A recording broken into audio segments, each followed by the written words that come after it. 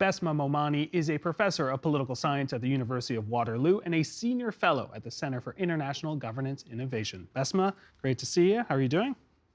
Doing well, thanks. This is Iraq all over again. It's a phrase that's been repeatedly heard since the US and Israel attacked Iran, implying that this war, if it stretches on, Iran will be worse off than before.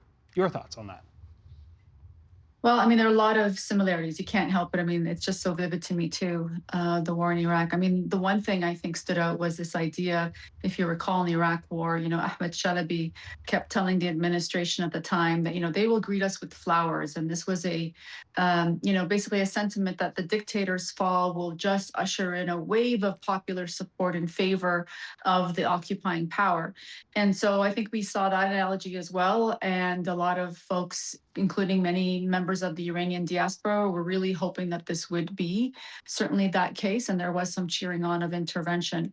But I think what Iraq has taught us is that, frankly, regime change is hard. You can't do it just from the air. It requires boots on the ground. And I don't think there's appetite for that in either the Israelis or the Americans in the case of Iran. And more importantly, that once you break down society, which is some of the worrying signs we see, hitting the oil refineries, starting to hit some of the critical infrastructure, that is really when things start to disintegrate very quickly. We saw this also in Serbia. You cannot, frankly, do that with, or in the case of Kosovo to be exact, you cannot do this and expect the people to rise up and bring you flowers when you've destroyed their country. And this is a challenge that we're seeing throughout Iran today. Some historic sites in Isfahan have been hit. I mean, these are prized gems of the Iranian people, and to see not only refineries and critical infrastructure that they need to build a new nation, but also their key historic sites being targeted is absolutely horrendous. Help our viewers understand, do the US and Israel want the same things when it comes to Iran? I don't think so. And we're getting a little more information now coming from both capitals. I think Washington wants a quick victory war. I think that analogy of wanting to see a Venezuela type victory here, again, really take out the leader, in this case, killing of Khamenei, and that there would be some sort of Darcy Rodriguez equivalent in akin to Venezuela coming out of the Iranian regime, who could be working alongside and just really follow the commands of Donald Trump and certainly sell it its oil, all that. I think the Israelis, on the other hand, and we've seen some reports coming out of Tel Aviv, something to the effect of, frankly, the disintegration of Iran is fine with us.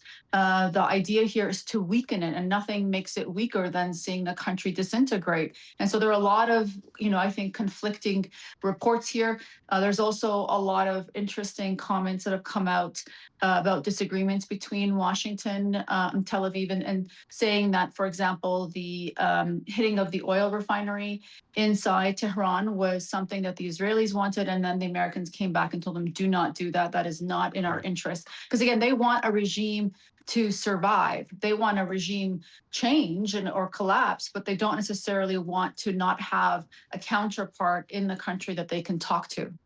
You recently wrote in the Globe and Mail about the use of artificial intelligence in the war in Iran.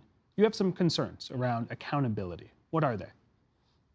They're huge concerns, and I think it's frightening because if anybody's been following what's been happening with Anthropic and the Pentagon, you really get a full disclosure here of what is the internal battle. I mean, the Americans, I can't reiterate this enough, the excitement that is coming out of the Department of War and Pete Hegseth for this war is frightening.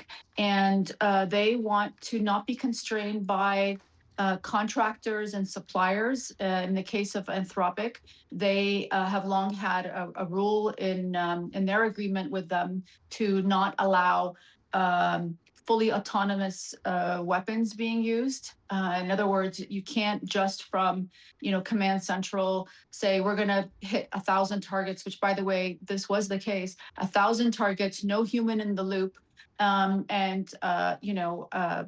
be what may. And this is where, frankly, faulty information and faulty intelligence of the location of the school, it has now become very clear that that school that was hit on day one had not been updated in 10 years, the intelligence that that school was no longer part of the adjacent military base.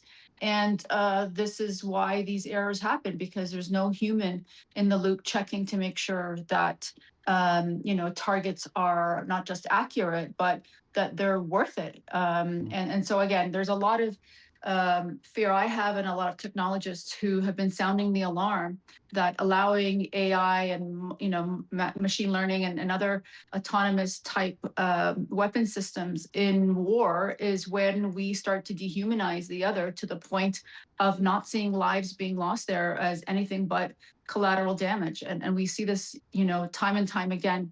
And I'm very, very afraid of where we're going with this technology if there's no regulations and guardrails put in place. You did mention boots on the ground, so I do have to ask, some may argue that using AI could actually reduce the number of casualties in war by limiting the number of soldiers on the ground there.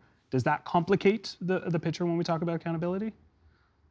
Very much so, but again, I think it's almost suggesting that the boots on the ground are the only lives that matter here, Right.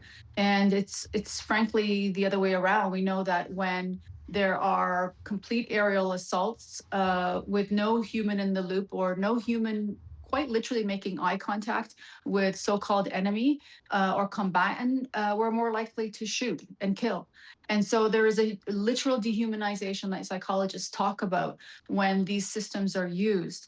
And so this is why drone warfare tends to have such a high civilian count, because the person that is pressing the button, so to speak, far, far away does not get to see, the eyes of a person that they may be killing. And that's just the reality of war and human nature. And so I think we are entering a new phase. As we all know, AI is everywhere, but it's become so highly utilized in warfare without enough of these guardrails. And again, the Trump administration has made it clear they do not want guardrails. They've called these guardrails woke.